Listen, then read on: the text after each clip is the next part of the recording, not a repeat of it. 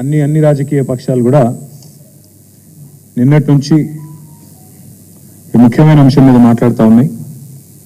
దాని గురించి మా పార్టీ వైఖరి, అదేవిధంగా ఇవాళ భారతదేశంలో ఉన్న అటు కేంద్ర ప్రభుత్వంలోని బీజేపీని ఇటు కాంగ్రెస్ పార్టీని కూడా కొన్ని సూటి ప్రశ్నలు మా పార్టీ తరఫున తెలంగాణ ప్రజల పక్షాన అడగాలని ఈ పత్రికా సమావేశాన్ని నిర్వహిస్తూ ఉన్నాం. అదానీ గారి బండారం మళ్ళీ అంతర్జాతీయ స్థాయిలో బయటపడింది.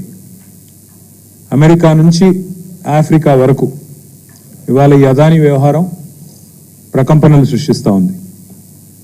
గతంలో దర్యాప్తు సంస్థలు జోక్యం చేసుకోవాలని కోరినా, జాయింట్ పార్లమెంటరీ కమిటీ వేయాలని కోరినా ఎన్నడూ ప్రభుత్వం పట్టించుకోలేదు.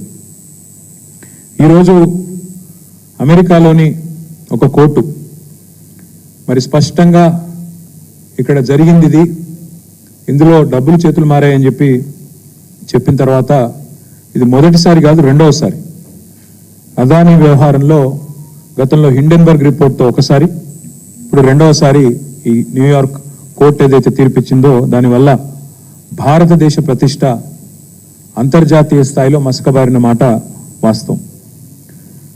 సరే, దాని వెనకాల ఉన్న పెట్టుబడిదారులు, ఎంతోమంది ఇన్వెస్టర్లు, పబ్లిక్ లిస్టెడ్ కంపెనీలలో పెట్టుబడి పెట్టిన కొంతమంది మదుపరులు అంటే ఇన్వెస్టర్లు, చిన్న వాళ్ళు కూడా నష్టపోయినారు. కాకపోతే ఒకటి మాత్రం వాస్తవం, గత 10 ఏళ్ల పాటు కేసీఆర్ గారి ప్రభుత్వం తెలంగాణలో ఉన్నంత కాలం అదానీ ఎంత ప్రయత్నం చేసినా, ఎన్ని రకాలుగా ఆనాడు మమ్మల్ని కన్విన్స్ చేసే ప్రయత్నం చేసినా, ఆనాడు నేను పరిశ్రమల శాఖ మంత్రిగా కూడా ఉన్నాను, ఏనాడు కూడా మేము ఈరోజు అక్కడ కేంద్రంలో బీజేపీ, ఇక్కడ రాష్ట్రంలో రేవంత్ రెడ్డి గారు ఎర్రతివాచి పరిచే ఏదైతే స్వాగతం పలికారో మేము మాత్రం ఆ పని చేయలేదు. ఎన్నడూ ఆయన నిబంధనలకు మేము ఒప్పుకోలేదు. ఒకటి వాస్తవం, రేవంత్ రెడ్డి ప్రభుత్వం రాగానే మరి బడాబాయ్ ఆదేశం ఇచ్చినట్టున్నారు, చోటాబాయ్ అమలు చేసినట్టున్నారు. వెంటనే 12,400 కోట్ల ఒప్పందాలు కుదిరినాయని చెప్పి చాలా ఘనంగా తెలంగాణ ప్రభుత్వం, కాంగ్రెస్ ప్రభుత్వం జనవరి నెలలో ఈ సంవత్సరంలోనే ప్రకటనలు గుప్పించింది. అందులో 5,000 కోట్ల రూపాయలతో గ్రీన్ ఎనర్జీ కోసం 2 పంప్డ్ స్టోరేజ్ యూనిట్లు, అదేవిధంగా 5,000 కోట్లతో 2 డేటా సెంటర్లు, 1,400 కోట్లతో అంబుజా సిమెంట్స్ ఫ్యాక్టరీ, 1,000 కోట్ల రూపాయలు ఇంకొక ఏరోస్పేస్ రంగంలో అని చెప్పి వారు ఆనాడు 12,400 కోట్ల రూపాయలకు సంబంధించిన ఎంఓయూలు, మెమరాండమ్ ఆఫ్ అండర్స్టాండింగ్స్ చేసుకున్నట్టుగా ముఖ్యమంత్రి గారు చాలా ఘనంగా చెప్పారు. తదనంతరం చూస్తే మీరు ఏం జరిగింది అని చూస్తే ఈ జనవరి మాసం తర్వాత ఈ సంవత్సరంలో తెలంగాణ విద్యుత్ సంస్థలను అదానీ గారికి అప్పజెప్పే ప్రయత్నం కూడా ముఖ్యమంత్రి గారు చేశారు. అందులో భాగంగా చిట్ చాట్ అని పెట్టి ఆ చిట్ చాట్లో ఓల్డ్ సిటీలో బిల్లుల వసూలు అదానీ గారికి శాంపుల్గా పైలట్గా అప్పజెప్తున్నాము, తదనంతరం ఎట్లా ఉంటుందో చూద్దాం అంటూ డిస్కామ్ల ప్రైవేటీకరణ చేసి అల్టిమేట్గా అదానీ గారికి అప్పజెప్పాలనే కుట్రకు కూడా రేవంత్ రెడ్డి గారు ఆనాడే ఆలోచన కూడా చేసినారు. ఇక మొత్తం అక్కడ రామన్నపేటలో, యాదాద్రి జిల్లా రామన్నపేటలో ఆ మండల ప్రజలు మొత్తం వ్యతిరేకిస్తుంటే ఇక్కడ వద్దు సిమెంట్ పరిశ్రమ, కాలుష్యం వస్తుంది, ఇక్కడ నుంచి ఆ కాలుష్యం మొత్తం పోయి మళ్ళీ మూసీలోనే పడుతుంది, ఏ మూసీని అయితే మీరు ఉద్ధరిస్తామంటున్నారో ఆ మూసీకి మళ్ళీ ఈ మురికి మీరే అంటించిన వాళ్ళు అవుతారు, వద్దు ఇక్కడ సిమెంట్ పరిశ్రమ అని చెప్పి రామన్నపేటలో వేలాది మంది ప్రజలు, మా నాయకులు చిరుమర్తి లింగయ్య గారితో సహా, స్థానికంగా ఉండే ఇతర పార్టీల నాయకులతో సహా వేలాది మంది ప్రజలు ఆందోళన చేసిన ప్రజాభిప్రాయ సేకరణ విషయంలో మరి దాన్ని కూడా బలవంతంగా కేవలం బడాబాయ్ ఆదేశం, చోటాబాయ్ అనుసరించి దాన్ని కూడా అప్పచెప్పే ప్రయత్నం, అక్కడ ప్రజాభిప్రాయ సేకరణ కూడా ఒక ప్రహసనంగా, ఒక తంతుగా ముగించే ప్రయత్నం చేసినారు. స్కిల్ యూనివర్సిటీ, దానికి సడన్గా అదానీ గారి మనసు విశాలమై హృదయం వైశాల్యం పెరిగి 100 కోట్ల రూపాయలు స్కిల్ యూనివర్సిటీకి భారీ విరాళం వారు అందజేసినారు. ఇవన్నీ ఒక కుట్రకు, ఒక స్పష్టమైన ఎజెండాకు తార్కాణంగా మేము భావిస్తూ ఉన్నాం. తెలంగాణలో ఇవాళ 12,400 కోట్లు అని చెప్పి మరి ఒక కొత్త అదానీ సామ్రాజ్యాన్ని విస్తరణలో భాగంగా ఇక్కడ పలు రంగాల్లో సిమెంట్లో కావచ్చు, డిస్కామ్లో కావచ్చు, ఏరోస్పేస్లో కావచ్చు, ఇంకో దానిలో కావచ్చు వారు తీసుకొచ్చే ప్రయత్నం చేసినారు. ఈరోజు వాస్తవం ఏంటి అంటే మరి ఒకవైపు ఏమో ఇక్కడ కాంగ్రెస్ ప్రభుత్వం రేవంత్ రెడ్డి గారేమో ఎర్రతివాచి పరిచి అదానీ గారికి సకల మర్యాదలు చేసి 4 గంటల పాటు రేవంత్ రెడ్డి గారి ఇంట్లో 1 కాదు 2 కాదు 4 గంటల పాటు భోజనానంతరం సమావేశము, సుదీర్ఘ సమాలోచనలు ఇవన్నీ జరుగుతూ ఉన్నాయి. ఈ వ్యాపార సామ్రాజ్య విస్తరణ ఒకవైపు జరుగుతూ ఉంటే మాకు ఆశ్చర్యాన్ని కలిగించేది ఏంటంటే పెద్దలు చెప్తారు శివుడాజ్ఞ లేదే చీమైన గుట్టదంటారు. అట్లాగే కాంగ్రెస్ పార్టీలో హైకమాండ్ ఆజ్ఞ లేదే ఏమీ జరగదు. ఇప్పుడు సంవత్సరం అవుతుంది, ఇంతవరకు మంత్రివర్గ విస్తరణ దిక్కులేదు. ఎందుకంటే అది హైకమాండ్ గ్రీన్ సిగ్నల్ రాలే. ఇంకా 6 పదవులు అట్లే పాపం సంవత్సరం నుంచి ఊరిస్తూ అట్లే మెయింటైన్ చేస్తూ ఉన్నారు. అట్లా మరి మంత్రివర్గ విస్తరణకే ఒప్పుకొని హైకమాండు, మంత్రివర్గ విస్తరణకే గ్రీన్ సిగ్నల్ ఇవ్వని హైకమాండు వారి ఆదేశం లేకుండానే అదానీ గారితో ఈ ఒప్పందాలన్నీ జరుగుతూ ఉన్నాయా? ఈ విషయంలో తప్పకుండా కాంగ్రెస్ పార్టీ సమాధానం చెప్పాలని చెప్పి మేము డిమాండ్ చేస్తా ఉన్నాం. చిన్న నామినేటెడ్ పదవులు, మంత్రివర్గం కూడా కాదు, కార్పొరేషన్ చైర్మన్లు, డైరెక్టర్లు, కూడా డైరెక్టర్లు, ఇట్లాంటి డైరెక్టర్ల పదవులు ఉంటాయి. వాటికి కూడా హైకమాండ్ ఆజ్ఞ ఏం జరగదు. కాంగ్రెస్ పార్టీ కల్చర్ అది. మరి అట్లాంటిది వేల కోట్ల ఒప్పందాలు, అది కూడా అదానీ లాంటి పారిశ్రామికవేత్త ఎవరినైతే రాహుల్ గాంధీ గారు రోజు విమర్శిస్తుంటారో ఆయనతో ఒప్పందాలు ఊరికైనా జరుగుతాయా? ఇది కాంగ్రెస్ పార్టీ సమాధానం చెప్పాలని చెప్పి మేము డిమాండ్ చేస్తా ఉన్నాం. మేము అనడం కాదు, కావాలంటే ఆ వీడియో కూడా మీకు చూపెడతాను. రాహుల్ గాంధీ గారే చెప్పారు స్వయంగా, పారిశ్రామికవేత్తలు ఎవరు ఊరికైనా విరాళాలు ఇవ్వరు, కోయి ఐసే 30-40 కరోడ్ నహీ దేతా. ఇది రాహుల్ గాంధీ స్వయంగా మహారాష్ట్ర ఎన్నికల్లో, నిన్నగాక మొన్న జరిగిన మహారాష్ట్ర ఎన్నికల్లో స్వయంగా రాహుల్ గాంధీ గారు చెప్పిన మాట, కోయి ఐసే 30-40 కరోడ్ నహీ దేతా.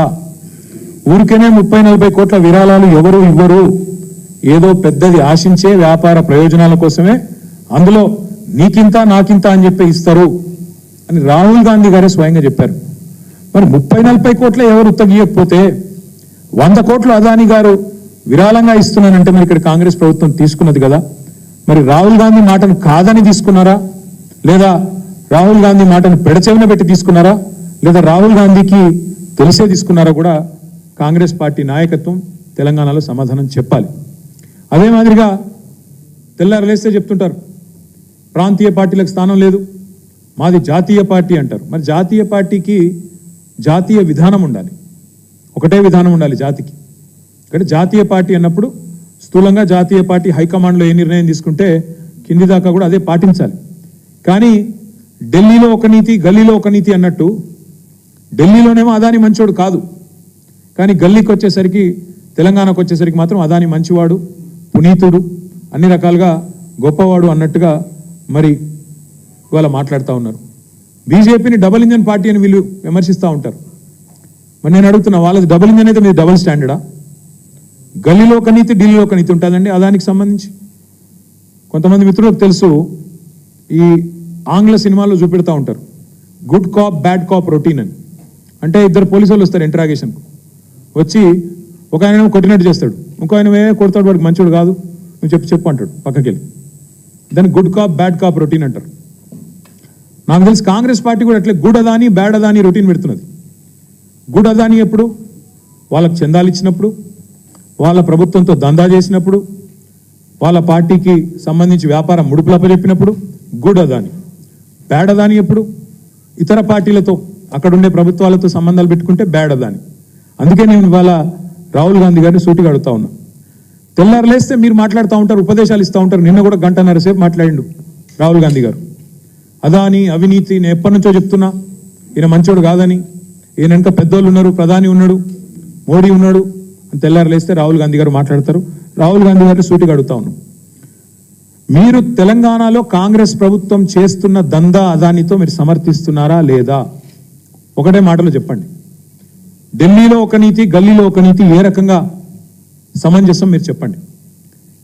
కెన్యా దేశం తలసరి ఆదాయంలో కూడా తెలంగాణ కంటే తలసరి ఆదాయం తెలంగాణ దాదాపు $5,000 కేసీఆర్ గారు వచ్చిన తర్వాత భారతదేశంలో నెంబర్ 1. కెన్యా అనే దేశం యొక్క తలసరి ఆదాయం పర్ క్యాపిటల్ ఇన్కమ్ $2,000. మనకంటే కెన్యాకు పెట్టుబడులు ఎక్కువ అవసరం. కానీ అట్లాంటి కెన్యా పేద దేశం అయినప్పటికీ ఆత్మగౌరవం గల దేశం కాబట్టి వెంటనే నేను అదాని ఇట్లా లంచగొండి తనం చేసినాడు, లంచం ఇచ్చినాడు అని చెప్పి అక్కడ కోర్టు తీర్పియంగానే అమెరికాలో వెంటనే కెన్యా నిన్న తన కాంట్రాక్ట్లు, తన ఒప్పందాలు, వ్యాపార సంబంధాలు అదానితో మొత్తం రద్దు చేసుకుంది. నేను రాహుల్ గాంధీ గారిని అడుగుతా ఉన్నా, కెన్యా అధ్యక్షుడు విలియం రూటో అదాని కంపెనీతో అన్ని వ్యాపార సంబంధాలు రద్దు చేసుకున్నారు, మీకు తెలుసు. కెన్యా రవాణా మంత్రిత్వ శాఖ, ఇంధన శాఖ, పెట్రోలియం శాఖ, వాటి కింద పనిచేసే ఏజెన్సీలను కూడా స్పష్టంగా కెన్యా అధ్యక్షుడు నిన్న చెప్పారు, మీకేమైనా ఒప్పందాలు ఉంటే ఏజెన్సీలకు అదానితో వెంటనే రద్దు చేసుకోమని చెప్పారు. విద్యుత్ పంపిణీ కాంట్రాక్టులతో పాటు ఎయిర్పోర్ట్ నిర్వహణ ఒప్పందం ఉంటే దాన్ని కూడా రద్దు చేసుకుంది కెన్యా. మరి నేను రాహుల్ గాంధీని అడుగుతా ఉన్నా, మరి మీ తెలంగాణ ప్రభుత్వం, మీ కాంగ్రెస్ ప్రభుత్వం, మీరు ఇంతమందికి శుద్ధులు చెప్తున్నారు దేశంలో. ఈరోజు అదాని దుర్మార్గుడు, అదాని అవినీతి పరుడు అని మాట్లాడుతున్నావు కదా, ఇంతవరకు నీ కాంగ్రెస్ ప్రభుత్వం తెలంగాణలో ఎందుకు అదానితో కుదిరిన ఎంఓయూలను రద్దు చేయడం లేదు? మీరే అన్నారు కదా, వ్యాపారవేత్తలు ఎవరు 30-40 కోట్లు ఉత్తగానే ఇయ్యరని, నీకింత నాకింత అని చెప్పి ప్రయోజనం ఆశించే ఇస్తారని మీరే చెప్పిండ్రు కదా. మరి ఎంత ఆశించి మీరు అదానితో 12,400 కోట్ల ఒప్పందాలు కుదుర్చుకున్నారు? వాటిని రద్దు చేసి మీ ముఖ్యమంత్రికి ఫోన్ చేసి ఆదేశం ఇచ్చి అదానితో ఉన్న ఎంఓయూలు రద్దు చేసుకోమని చెప్తారా, చెప్పరా? దయచేసి మీరు స్పష్టత ఇవ్వాలని చెప్పి రాహుల్ గాంధీ గారిని కోరుతా ఉన్నాం. ఢిల్లీలోనేమో కుస్తీలు పడుతున్నట్టు పోజులు, అదాని గారితో మేమేదో కుస్తీ పడుతున్నాం, అదానితో ప్రధానితో మేమే కొట్లాడుతున్నాం అని 10 ఏళ్ళు పోజులు కొట్టిండ్రు. ఆ 10 ఏళ్ళు ఇక్కడ మేము అదానిని రాకుండా మేము ఆపినాం. మళ్ళీ ఇక్కడ అధికారంలో కాంగ్రెస్ రాగానే రేవంత్ రెడ్డి గారు దోస్తీ చేస్తుంటే అదే అదానితో ఎందుకు కళ్ళు మూసుకున్నారు రాహుల్ గాంధీ గారిని మేము అడుగుతా ఉన్నాం. సమాధానం చెప్పాలని చెప్పి కూడా డిమాండ్ చేస్తున్నాం. అదానితో దేశానికి నష్టమట, అదానితో దేశానికి నష్టమట. ఇది రాహుల్ గాంధీ గారి ఉవాచ. మరి అదానితో దేశానికి నష్టం అయితే దేశంలో అంతర్భాగమైన తెలంగాణకు నష్టం కాదా? అదానితో వేరే రాష్ట్రాల్లో నష్టమైతే, ఆయా ప్రాంతాల ప్రజలకు నష్టమైతే మరి ఇక్కడ తెలంగాణలో నష్టం కాదా? లాభం ఎట్లా అవుతుంది? రాహుల్ గాంధీ గారు చెప్పాలని చెప్పి మేము డిమాండ్ చేస్తా ఉన్నాం. కాంగ్రెస్ అధిష్టానం మాటను కాదని, కాంగ్రెస్ అధిష్టానం మాటను పెడచెవిన పెట్టి అదానీ సామ్రాజ్యానికి తెలంగాణలో రేవంత్ రెడ్డి గారు రెడ్ కార్పెట్ ఏమైనా పరుస్తున్నారా? ఇది కూడా తప్పకుండా, ఒకవేళ అట్లా జరుగుతున్న మాట వాస్తవమైతే మరి ఆయన మీద చర్య తీసుకుంటారా, తీసుకోరా? ఇది కూడా రాహుల్ గాంధీ గారు సమాధానం చెప్పాలి. ఇప్పుడే ఇక్కడికి వచ్చేటప్పుడు